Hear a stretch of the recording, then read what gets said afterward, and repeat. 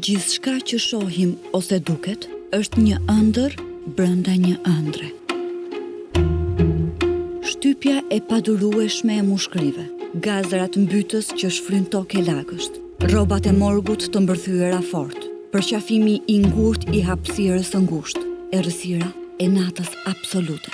Këta janë vargjet hapës së përmbledhjes me tregime nga Edgar Allan Poe, rrëfenja të terrorit, që për adhuruesit e zhanrit janë një dashuri që rilind sa herë libri bie në duart e tyre. Teksa lexon veprën e Poe, përpos aromës së një stili dhe leksiku monumental, lexuesi ngadalë bëhet pjesë e një bote iluzive, ku frika dhe terrori janë elementët e vetëm, pasqyrë e realitetit që ne njohim.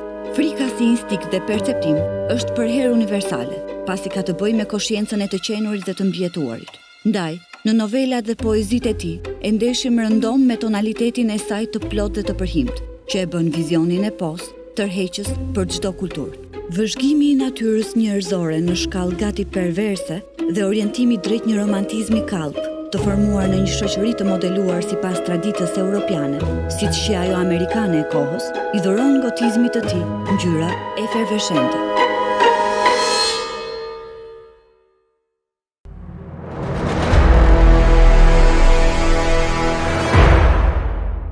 Dhe pasi ndoqëm këtë insert plot drithërima dhe frikë, do të vendosim të flasim për letërsinë e horrorit me shkrimtarin Enkelejd Lamaj. Enkelejd, si e? Përshëndetje, mirë. Faleminderit për ftesën. Faleminderit ty. Të pëlqen ndonjëherë të kornizojnë tek letërsia horror? Pëlqejnë kornizat në përgjithësi? Në përgjithësi jo, por ndonjëherë pak në rastin që flasim ne, pse jo? Duke qenë që unë shkruaj në këtë letërsi, duke qenë që është një letërsi e pa eksploruar mirë në Shqipëri, ndonjëherë më bëhet qefi. Po ka momente të caktuara, për shembull raste të caktuara që thua, prit se nuk është vetëm letërsi horror kjo që shkruaj. Dhe ndonjëherë domethënë ndihesh pak jo keq, se s'mund të them keq absolutisht jo, por pak le të themi kufizuar, e kufizuar nga kjo. Si erdhi tek ty kjo lloj letërsie? Zgjodhe ti të zgjodhi? Më pëlqen të them që më zgjodhi. Domethënë jam rritur duke lexuar letërsi. Dhe që këtu tingëllon e frikshme. Po, unë mendoj që letërsia e zgjedh autorin. Pavarësisht nëse është horror, nëse është thriller apo nëse është romancë, kështu mendoj unë. Po ndoshta kjo që po them tani është diçka e zbukuruar, përgjithësisht shkrimtarët tentojnë ta bëjnë këtë gjë. Por unë jam rritur duke lexuar, jo duke lexuar horror normalisht, flasim për një periudhë shumë të hershme të fëmijërisime dhe në atë kohë nuk ka pas, me një tregim të Kutelit ose tregimet e mosme shqiptare që kanë elemente mjaft të spikatura edhe të frikshme hera pas herës, prallat që janë realisht të frikshme disa, por filmat. Domethënë mbas viteve 90 që filluam të shikonim kinematografi apo filma të huaj në kanale stacione të huaja, aty unë njoha me filmat e frikshëm, filmat horror dhe ishin ato që më intriguan dhe më kapën dhe kanë ndikuar, nuk më lëshuan më dhe ndikuan që në shkrimet e para që kanë filluar të bëj më pas. Mendon që duke u frymëzuar nga kinemaja, po themi nga një medium që është rrjedhoje e letërsisë, e një krijimi, e një teksti, siç është skenari. Mendon që ka të njëjtën, të jep të njëjtin frymëzim, siç mund të jepte një libër i mirë për të dhënë spuntën krijuese? E kuptoj. Në përgjithësi janë librat. Domethënë ti lexon shumë dhe pastaj fillon edhe shkruan shumë. Kinemaja është diçka e dytë. Për mendimin tim kinemaja është më e kufizuar se sa libri, sepse ta jep atë çfarë ti duhet imagjinosh. E ke të gatshme, ti vetëm e shikon, e thith, e bën dhe më pas mund të marrësh edhe një spuntë. Ndryshe nga libri që pavarësisht çfarë do të thotë autori, ti ke imagjinatën tënde. Domethënë gjithmonë imagjinata fillon nga autori dhe përfundon tek lexuesi. Kur në rastin tim që jam si lexues dhe lexoj diçka, më jep më shumë spuntë se sa ajo që mund të më japi kinematografia. Domethënë imazhet. Imazhet i merr të gatshme. I shikon, i përpunon, po s'ke çfarë ti përpunon shumë. Kurse ajo që lexon është diçka shumë më intriguese dhe më tërheqëse. Dhe më e thellë, padyshim. Patjetër dhe më e thellë.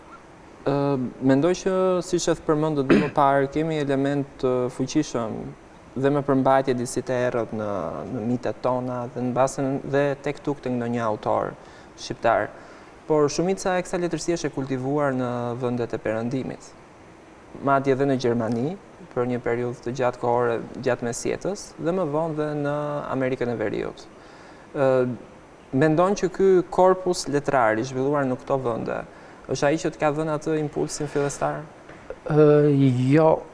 Jo, sepse nuk e kam lexuar në atë kohë. Domethënë kur unë u njoha me letërsinë e frikshme, letërsinë horror, thashë nisa nga filmat dhe megjithëse atë kem qenë i vogël dhe kur shikoja filmat që thoshin bazuar në librin X dhe i di shumë mirë që në filma i mësohet shumë edhe autorit ose atij që e ka shkruar librin, që detyrimisht është një shkrimtar, fal filmin. Por mendoja për shumë po të marr rastin e Stephen King. Po, dhe mendoja që Stephen King ishte regjisor. Në atë kohë ishte shumë i vogël, domethënë për ta kuptuar shikoja filmat dhe nuk arrija dot ta kuptoja gjë dhe kur pata një periudhë që kam jetuar jashtë shtetit në Itali, një 5 vjet dhe hy në një librari dhe shikoj një gjë shumë të madhe, një pjesë të librarisë që vetëm me libra të Stephen King. Fillova të lexoja nga ky autor dhe më pas nga gjithë autorët e tjerë duke parë horror. Praktikisht kam lexuar horror, domethënë letërsinë horror edhe duke filluar nga 800 e këtej, sigurisht jo të gjithë, sepse koha është e tillë. Por nëse do them që jam ndikuar nga disa, ndikuar nga letërsia, le të themi amerikane. Amerikane, jo detyrimisht amerikane që më përmendet ti, kam lexuar pafund dhe vazhdoj të lexoj pafund horror, për fat keq jo në shqip, sepse nuk e gjejmë në shqip, nuk përkthehet, nuk është e përkthyer, detyrojmë gjithmonë që t'i drejtojmë tregut jashtëm për gjetur libra të këtij zhanri. Është një mast që duhet të lexosh shumë në atë që shkruan, që të dish çfarë po shkruan, mos bësh përsëritje të krijosh dhe ti zërin tënd të veçantë. Zërin tënd të veçantë. Lexues shqiptar, si e ka pritur? Në fillim ka qenë skeptik. Dhe kur them në fillim flas që përmbledhja e parë me tregime që horror që kam botuar unë daton në vitin 2003. Shumë herët, madje unë vazhdoj të jetoja jashtë dhe pata një nxitim që ta botoj sepse duhet jem i pari për të botuar të letërsie në Shqipëri. Tani që i lexoj ato tregime, sigurisht që ka nevojë për rishikime dhe për një ribotim, që mund të vi më mbrapa, por në fillim ka qenë shumë skeptik. Domethënë ishte një gjë e re, ato pak dhe flas qoftë edhe miqt që i lexuan të parët. Fillon të më shkonin çik si ndryshe. Do thonë të re, seriozisht ke shkruar nga këto gjëra, më thonë. Por që ja që shkruaj. Por shikoj sot që diçka ka ndryshuar. Nuk është më, domethënë ka lexues që e duan, e kërkojnë dhe e lexojnë letërsinë horror.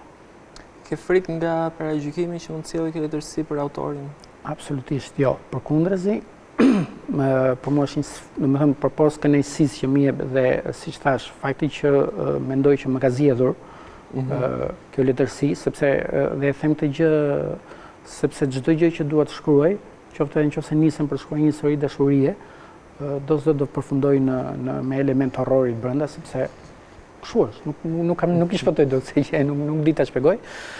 Por absolutisht jo, sepse nuk kam frikë, sepse nga ana tjetër përpos kënaqësisë e quaj dhe si sfidë. Unë dua të shkruaj në këtë rrymë, në këtë zhanër, domethënë dua të shpresoj, uroj që të kem të njihem me shkrimtarë të tjerë që ta shkruajnë këtë gjë dhe ndoshta të krijojmë diçka komplet ndryshe. Përpos letërsisë horror, le ta quajmë horror për të vendosur një lloj etikete, pasi nuk është thjesht kaq, është më ndërlikuar se sa kaq. Përsa përket zhanri si ai policesk, thriller policesk ose giallo, siç përcaktohet në Itali. Mendon që një të ardhmë ose edhe tani më je i vendosur që ta sjellësh? Sot letërsia ka evoluar shumë. Domethënë ne themi horror për shembull, flasim, mund të themi sa do duam, por nuk është më ajo ndarje siç ka qenë dikur. Kur thoje horror, thoje thriller, thoje mister, mister. Sot gjithë zhanret janë pleksu me njëri tjetrin edhe po të shikosh qoftë edhe në filma, sepse shumica e librave që sot kthehen edhe bëhen në filma, çdo histori ka nevojë për ca elemente të minatyrshëm, të frikshëm, intrigues, domethënë ndryshe historia nuk do ketë sukses ose nuk do jetë interesante tërheqëse për lexuesin. Edhe letërsia që thua ti mua më tërheq. Unë kam dëgjuar kohët e fundit fakt se me që përmende giallo, policesk, thriller, për mua janë zhanre të ndryshme. Domethënë mund t'i përkasim një trungu të madh, por çdo kush ka elementet patjetër, ka elementet e vet. Nuk është që thrillerit i thon giallo në italisht apo i thon noir në frëngjisht, pak më kështu në francë, kështu e mendoj unë, mbaj saç kam lexuar dhe kam kuptuar. Janë zhanre ose nën zhanre që le t'i quajmë si të duam, por që kanë elemente të veçantë. Më pëlqen shumë noir, ta lexoj edhe thriller, aktualisht unë jam duke shkruar diçka që është thriller, është një trilogji, mendoj që së shpejti ndoshta do të vinë në treg, besoj që do të botohet së shpejti, dhe është thriller. Domethënë, jo prandaj thash edhe në fillim që vërtet që ti më thua që horror, po në përgjithësi vetëm tek tregimet kam ngelur besnik i horrorit. Kurse te romanet që kam botuar, kam futur elemente të tjerë që për ta bërë çik më tërheqëse dhe më interesante historinë që tregoj. Nëse do të përmendim autorë si Enkelejd Lamaj, dhe në të njëjtën kohë do ta paralelizoni me prodhimet kinematografike që bëhen bazuar mbi këto vepra, tharmin e tyre. Mendon që kinemaja e ditëve tona që është mjaft e prahuazon në mënyrë të pamëshirshme nga këto vepra dhe më pas i transformon ato në diçka tjetër dhe humbet mbas ai filli gjatë rrugës. Mendon që kinemaja po shkatron këtë zhanër? Mendoj që kinemaja ka një qëllim tjetër nga libri. Kinemaja ka nevojë të tërhiq shikues, por edhe duke ndryshuar, unë kam përmendej Enkelejd Lamaj, shumë pak filme që janë bërë bazuar në librat e tij, por nëse do shikonim Stephen King për shembull, një autor që pothuajse çdo libër që bën sot flasin zhanrit horror, përkthehet në film, por unë si lexues i librave të tij, kur shikoj filmat ngelim gjithmonë i zgënjur. Dhe si puna ime ka shumë të tjerë. Pse? Sepse filmi ndryshohet. Ndryshohet për të ardhur ose më saktë për të pasur një qasje ndryshe me shikuesin. Jo të gjithë i lexojnë librat. Dhe jo të gjithë ata që i lexojnë librat shikojnë filmin. Por ata që shikojnë filmin më pas e ka të vështirë të lexojë librin. Domethënë ka shumë lloje lexuesish apo shikuesish të filmave. Mendoj që kinemaja i ndryshon këto gjëra sepse tenton t'i përshtatet ndoshta më shumë realitetit ose ndoshta do t'japi një mesazh më të mirë në krahasim me çep letërsia. Letërsia her pas here është e pamëshirshme. Letërsia horror për shembull e them gjithmonë, e kam thënë që jo gjithmonë e mira triumfon në fund, sepse kjo është jeta. Por në film ndoshta kur ti shkon aty dhe shef një fund të keq për personazhin kryesor apo për në një personazh tjetër dhe ngelesh i zgënjur. Është ndryshe nga ajo që ti lexon libra dhe ndoshta kjo është ajo që bën kinemaja. Kinemaja është tjetër gjë, thash, nuk ka për të bazuar kur me librin. Ka një lloj fascinimi pas autorëve të kësaj tipologjie letërsisë dhe shumë lexues mendojnë që këta autorë do të jenë të shënjuar nga fataliteti dhe nga një lloj melankolie e pashmangshme. Mendon që ky është rasti për ty ose ky do të jetë etaloni i përhershëm? Jo, nuk domethënë ka qenë rasti Lovecraft ndoshta, që ka qenë domethënë po flisje dhe mua më shkojnë në mendje fiks tek ai autor. Ai është etiketuar kështu, nuk mendoj kështu sot. Shikoj, do të tregoj një gjë që më ka ndodhur në një librari kur shkoj për bler një libër, edhe shikoj që aty tek banaku ishte një libër imi që kishte një grua po shikonte dhe shitse, domethënë librashitja i thotë që shkoj, këtë librin e ka bërë ky djali, thotë, shumë mirë, po çfarë është horror? Ishte më kur thotë keqë nëna, po pse dhe gjyna. E kupton, domethënë kjo është ajo që domethënë ti thua që shkruan horror, po shikoj, të shkruash horror nuk do thotë që je detyrimisht lunatik. Për më tepër se sa lunatik i shënjuar mbase nga një lloj trishtimi i ka hershëm. Po kjo është një gjë që ndjek çdo shkrimtar. Çfarë mund të thuash për një shkrimtar që shkruan romancë? Ka gjithmonë është i shënjuar nga brengat e dashurisë? Nuk besoj që është kështu. Ose shpresoj të Por mos jetë asnjëherë nuk e dihet. Po, tash si dihet? Mund kemi në një gjë të fshehur që i qëndron aty gati për të dalë në dritë. Para disa vitesh, në fakt, kam lexuar Fytyra tjetër e natës. Që nga ky titull kemi një lloj mbarësie me drithërima, me frikë, me një aspekt të panjohur të natës, natës si koncept, si i errësirës etj. Përse titullove kështu dhe përse ky libër, themi, unë mendoj që është një nga librat e tu që ka goditur më shumë. Ai është libri i parë. Fytyra tjetër e natës ishte një tregim që kishte atë titull. Në fakt mbaj mend që atëherë ishte në kërkim të një titulli, doja një titull duke qenë që ishte libri i pari me horror që doja të botoja, dhe doja një titull që të ngjiste, domethënë dhe të jepte fiks imazhin e të frikshmes. Dhe duke qenë që në çastet e fundit, dhe tregimet e fundit që është bërë pjesë e asaj përmbledhje, ka qenë një tregim që kishte titullin Fytyra tjetër e natës dhe më duk fiksi i përshtatshëm për atë.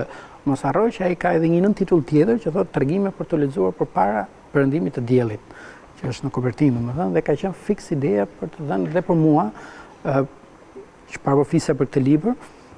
Ka nevojë për një rishikim sigurisht ato tregime, por ato tregime mbeten për mua shumë të dashura dhe shumë horror. Më fole për tregimet e mosshme shqiptare, që është, po them, një lloj ekstrakti që e merr nga vendi.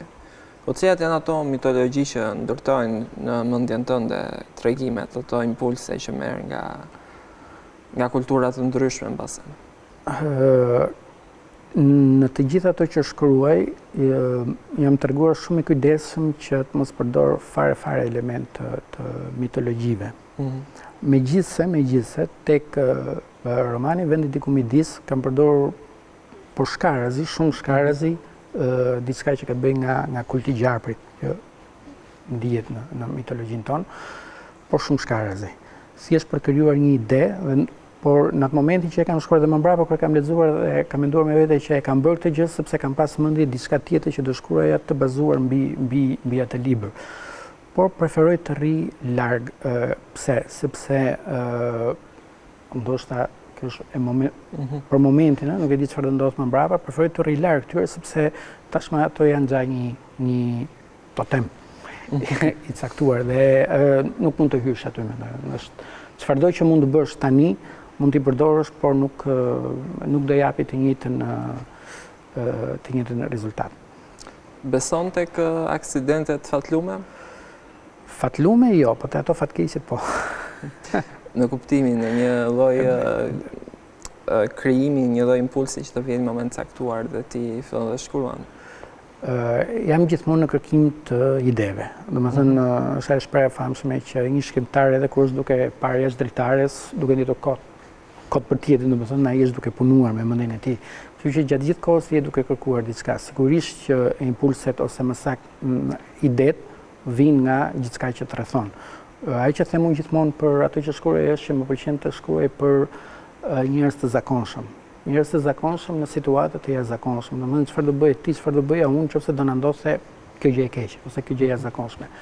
Me elementet të frikshmes brenda. Dhe nisu nga kjo, tentoj të jemi i vëmendshëm ndaj çdo gjëje që më rrethon kudo që jam. Që të më japi një spunto, qoftë të vogël për momentin, pastaj të shikon më mbrapa nëse kjo mund të përkthehet në një tregim, në një roman apo thjesht në një histori të caktuar. Je ides që letërsia komerciale po dëmton këtë biznes? Duhet të kemi një përkufizim të caktuar për letërsinë komerciale. Ne shpesh tentojmë të themi që në momentin që lexojmë një libër që themi bestseller, e themi kjo është letërsi komerciale. Unë nuk mendoj që është kështu. Qofse diçka është bestseller sepse vetë fjala mund të jetë shitur më shumë.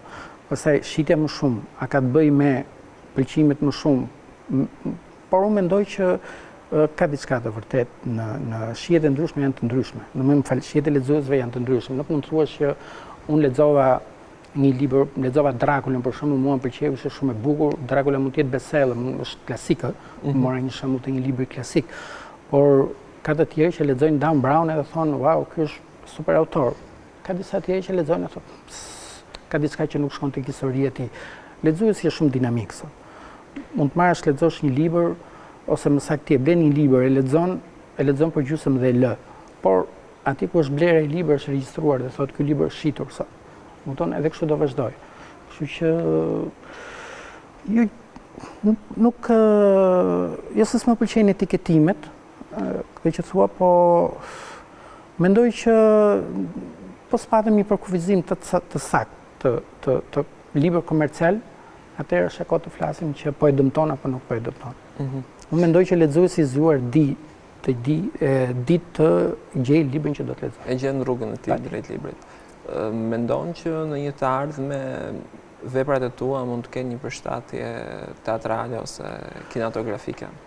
Ma kanë thënë shpesh, po dhe vetë ndoshta në mënyrë të pandërgjeshme ose ndoshta duke nisur duke qenë që spuntot e parë kam pas nga kinematografia dhe ma kanë përmendur shpesh që kur lexon një tregim tëndin më duket sikur po e shikoj. Është një formë ndoshta letrare kjo, nuk parandodh me ka intension vizual të vazhdueshëm. Ndoshta nga që përqendrohem tek detajet, tek mendoj që ose paktën përpiqem që personazhet jenë tridimensional, domethënë përveç se sa të mendojnë edhe ato që bëjnë, dhe ndoshta kjo i jep diçka që duket sikur e shikon si imazh atë që lexon, dhe them që po, pse jo. Kush nuk do donte që një film të dalë bazuar në historinë që ke shkruar ti. Okej, tani do të bëjmë një shkëputje fare të shkurtër publicitare dhe do të rikthehemi në studio.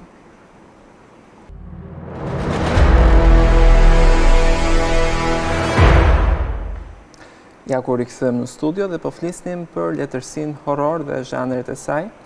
Në fakt, në duar kam një libër të autorit Enkelejd Lamaj me të cilën jemi në studio, Ndonjëherë qëndrojnë, përgjithmonë.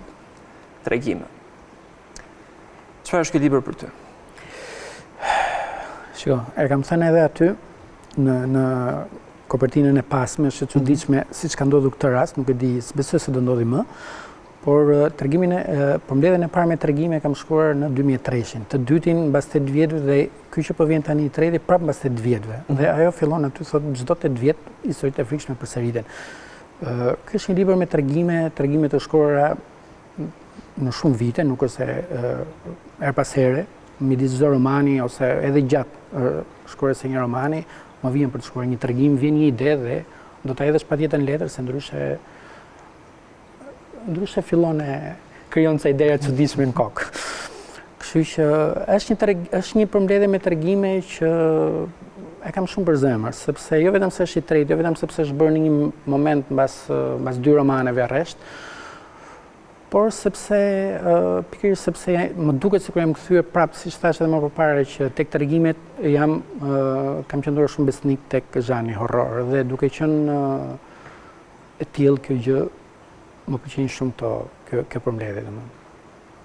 Mendon ndonjëherë që psikoza e personazhit tënd do të kthehet në një lloj skllavëruese të mendjes tënde?